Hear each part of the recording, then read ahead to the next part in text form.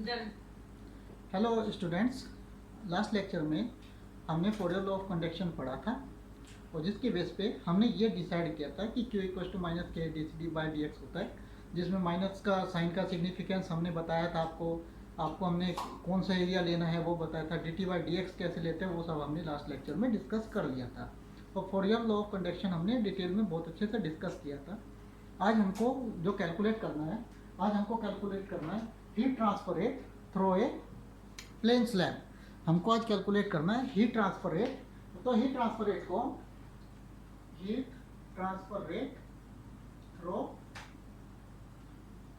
ए plane slab जो होता है आपका वो एक L into B into H dimension की एक बॉडी है। जैसे आपकी क्यूबिकल बॉडी होती है पैलोपाइप टाइप का, तो उस टाइप की एक बॉडी है आपकी प्लेन स्लैब।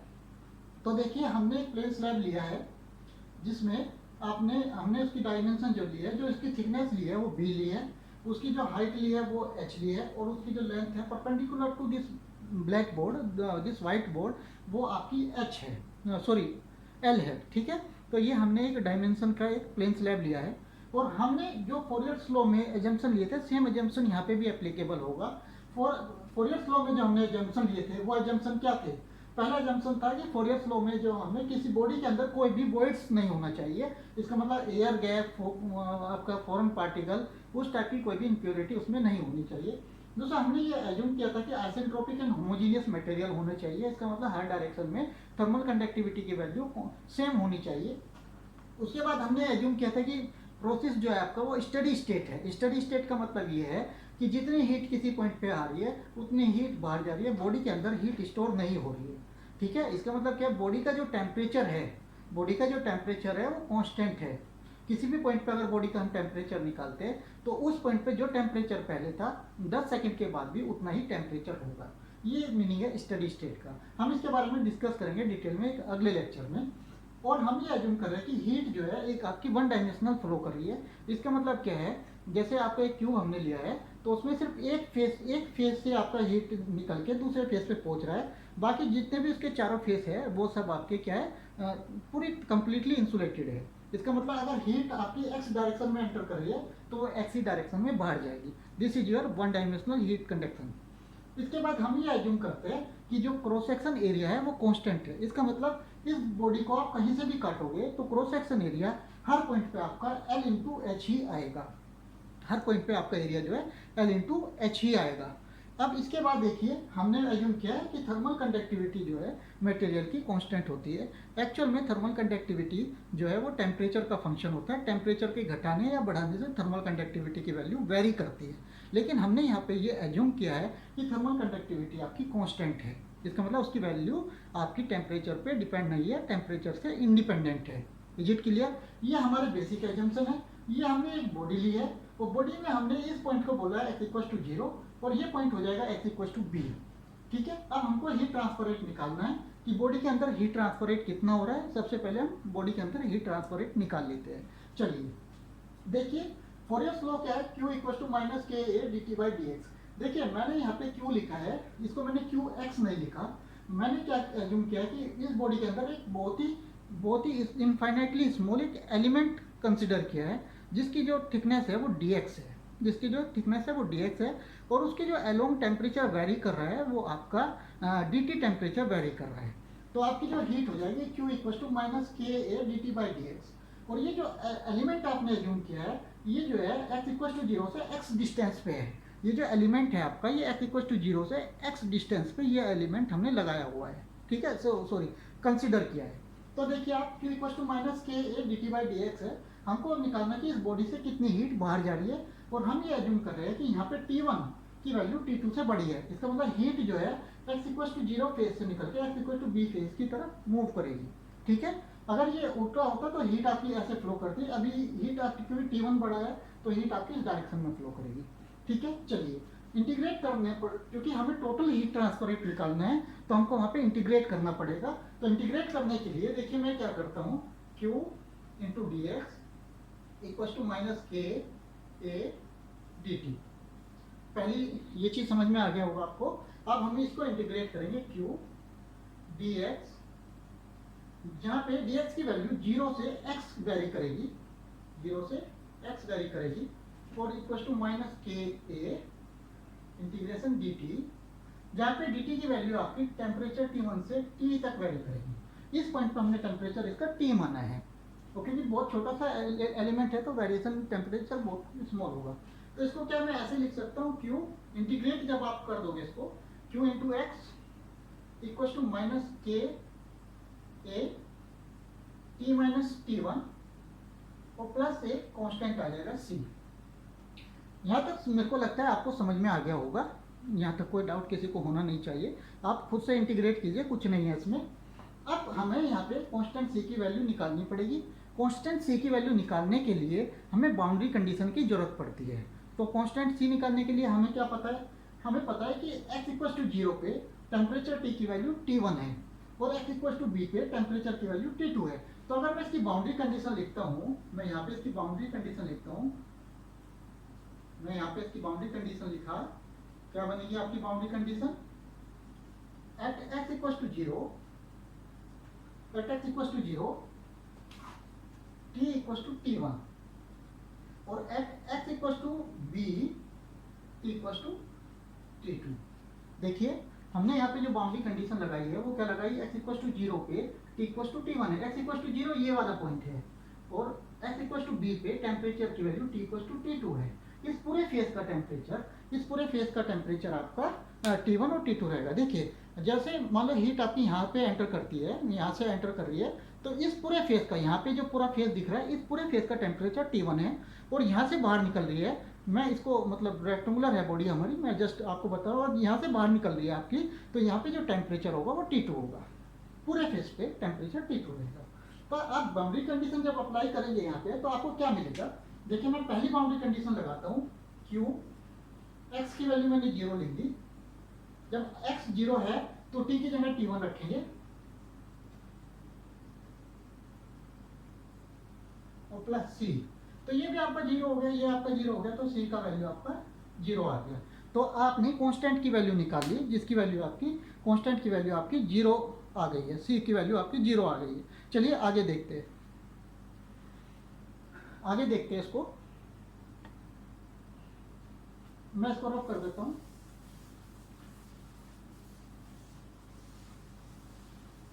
यहाँ पे मैं इसको थोड़ा सा रफ कर देता हूँ। तो आपकी जो वैल्यू आ रही है,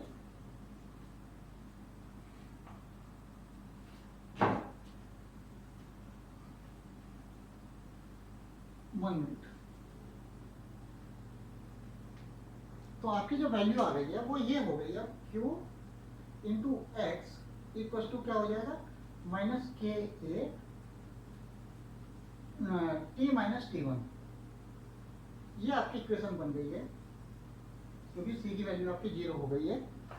इसके बाद देखिए आप दूसरी बाउंड्री कंडीशन अगर मैं लगाता हूँ, at x equal to B, तो ये हो जाएगा Q into B equal to minus K A T2 minus T1, ये हमारी सेकंड, मतलब मैं जब सेकंड उसकी बाउंड्री कंडीशन लगाता हूँ तो मेरे को ये मिलेगा, और यहाँ से Q की वैल्यू हमको मिल जाएगी, क्या मिल जाएगी, के ए बाई बी और T1 माइनस T2। देखिए मैंने ये माइनस साइन बाहर लेके इसको, इसमें माइनस कॉमन लेके यहाँ पे माइनस माइनस प्लस हो जाएगा, तो आपका ये हीट ट्रांसफर रेट आ गया। और हमने इसमें एज्यूम किया है कि थर्मल कंडक्टिविटी की वैल्यू कांस्टेंट है, थर्मल कंडक्टिविटी की वैल्यू कांस्टेंट है, और cross section area throughout same है, मतलब वो भी कांस्टेंट है आपका, ये हमने निकाला है। तो आप अब यहाँ पे K की वैल्यू आपको पता होगा, एरिया आपको गिवन होगा, B थिकनेस आपको पता होगा, T1 माइनस T2 आपको पता होगा, आप हीट ट्रांसफर रेट निकाल सकते हैं। यहाँ तक मेरे को लगता है आपको समझ में आ गया होगा। चलिए अब हम अगर किसी भी पॉइंट पे बॉडी के अंदर, सपोज है बॉडी के अंदर हम किसी भी पॉइंट पे हीट टेम्परेचर निकालना चाहते हैं, बॉडी के अंदर किसी भी पॉइंट पे अगर हम टेम्परेचर निकालना चाहते हैं तो वो हम कैसे निकालेंगे। देखिए आप, अब मैं इसका सिर्फ फ्रंट व्यू बनाता हूँ, मैंने सिर्फ इसका फ्रंट व्यू बनाया, यहाँ पे टेम्परेचर T1 है और यहाँ पे टेम्परेचर T2 है, and condition is T1 is greater than T2। यहाँ से आपने अभी कैलकुलेट किया है क्योंकि हीट निकल आती है और यहाँ पे Q हीट बाहर जाती है, क्योंकि ये स्टडी स्टेट है। तो आपने जो डिराइव किया अभी, तो वो आपने क्या डिराइव किया था, Q into X equal to minus K A, Q into X equal to minus K A T minus T one, ये आपने भी डेराइव किया था। देखिए अब आप क्या इसको ऐसे लिख सकते हैं, Q equal to minus K A by X T minus T one. क्या हम इसको ऐसे लिख सकते हैं? बिल्कुल, इसको हम ऐसे लिख सकते हैं। यहाँ तक आपको समझ में आया होगा। अब हमने जो यहाँ पे Q की वैल्यू लास्ट निकाली थी, वो वैल्यू हम यहाँ पे पुट कर देंगे। हम वो वैल्यू जब पुट करते हैं तो Q की वैल्यू क्या थी वहाँ पे, Q की वैल्यू आप यहाँ पे पुट कीजिए।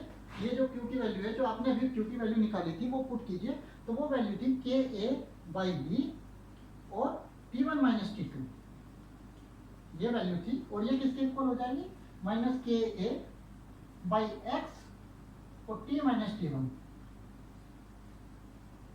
देखिए ध्यान से देखिए, के ए से के ए कैंसिल हो जाएगा, माइनस में अंदर ले लेता हूं तो आपको क्या मिलेगा, T one minus T two divide by B equal to T one minus T divide by X. और आप यहां से t की वैल्यू निकाल सकते हैं। आप यहां से t की वैल्यू निकालिए। तो मैं अगर यहाँ पे t की वैल्यू निकालता हूं तो t की वैल्यू आपकी क्या आएगी, आप सोल्व कीजिएगा इसको। t की वैल्यू आएगी T one minus T two divide by B into X. ये वैल्यू आपकी आ जाएगी।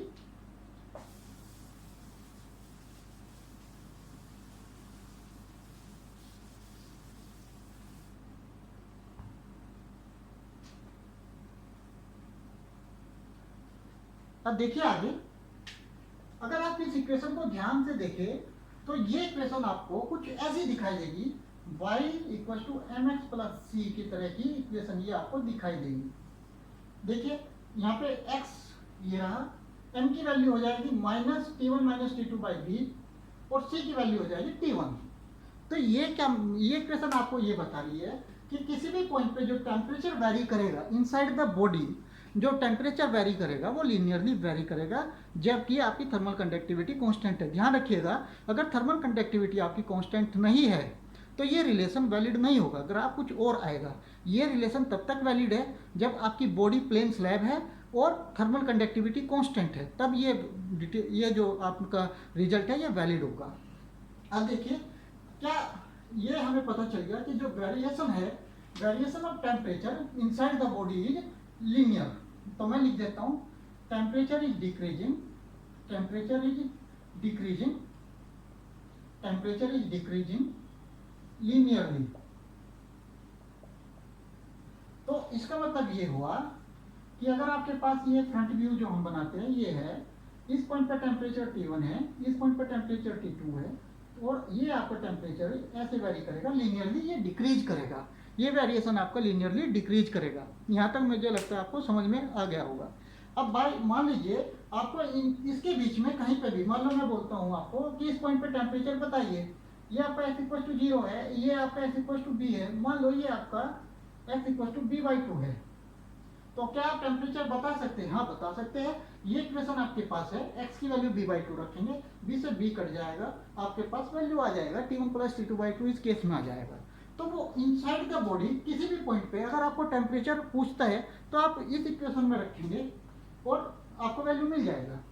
और ये इक्वेशन बहुत आसान है याद करना। देखिए T1 का वैल्यू सबसे ज़्यादा होगा, इस पॉइंट में कहीं भी जाएगा आपका टेम्परेचर डिक्रीज करेगा, तो T1 के बाद माइनस आएगा क्योंकि डिक्रीज करना है। और मैक्सिमम टेम्परेचर कितना वेरी कर रहा है, T1 माइनस T2 ये रहा, डिवाइड बाई बी, कितनी लेंथ क्या लॉन्ग कर रहा है ये वेरी, बी लेंथ क्या लॉन्ग डिवाइड बाई बी। क्योंकि जब आपको अगर जो आप जब स्लोप निकालते थे, स्लोप क्या होता था, tan थीटा होता था। tan थीटा क्या है, दिस डिवाइड बाई दिस। मान लो मैं इसका स्लोप निकालना चाहूँ, स्लोप ही तो आपका होता है, स्लोप m क्या होता है, स्लोप m इक्वल टू होता है वेरिएशन। वेरिएशन कितना होगा, ये यहाँ पे T1 है, ये यहाँ पे T2 है, T1 माइनस T2 और डिवाइड बाई b, ये स्लोप हो गया आपका। तो यही मैंने यहाँ पे लिखा है, और ये डिक्रीज कर रहा है इसलिए मैंने यहाँ पे माइनस लगाया है। और y equal to mx plus C है, तो mx प्लस सी में इस इक्वेशन को पुट कर दिया, आपका वैल्यू आ गया। तो आई थिंक आपको ये समझ में आया होगा आज कि किसी एक प्लेन स्लैब में हम टेम्परेचर किसी पॉइंट पे कैसे निकाल सकते हैं। आप इससे रिलेटेड 2-3 प्रॉब्लम कीजिए। ऐसे कीजिए आप लोग कि इस पॉइंट पे x equal to b by 4 X equal to B B by two और X equal to B by 3b/4 पे आप इसकी वैल्यू निकालिए टेम्परेचर की क्या क्या होगी, और आपको रिजल्ट देखिए। आप जो सोच रहे हैं क्या ऐसे ही रिजल्ट मिलेगा, मिल रहा है आपको? अगर ऐसा ही मिल रहा है तो इसका मतलब आपका जो वैल्यू है वो सही है, आपने जो कैलकुलेशन किया है ठीक किया है। तो हमने आज दो रिजल्ट हमने आज निकाले। पहला जो रिजल्ट निकाला है वो हमने निकाला है, पहला जो रिजल्ट निकाला है हमने वो टेम्परेचर का मान लेते हैं, ये रिजल्ट निकाला है। तो दूसरा हमने जो रिजल्ट निकाला है वो हीट ट्रांसफर रेट क्यू की वैल्यू निकाली थी, वो आया था KA/B और T1 - T2। ये आपका सेकेंड रिजल्ट है। तो ये हमारे दो रिजल्ट हैं, इनको आप अच्छे से डेराइव कीजिए, दो बार प्रैक्टिस कीजिए, और इसके जो सिंबल है, जो इसके आपके एजम्पशन है, उसको ध्यान रखिए, क्योंकि जैसे एजम्पशन एक भी हमने एजम्पशन को वेरी किया तो ये रिलेशन आपका वैलिड नहीं होगा। तो ये हमने एक पर्टिकुलर रिलेशन पर्टिकुलर एजम्पशन के बेस पे ये डिराइव किया है। तो नेक्स्ट लेक्चर में हम इसी के बेस पे कुछ और आगे देखेंगे। तो तब तक के लिए थैंक यू।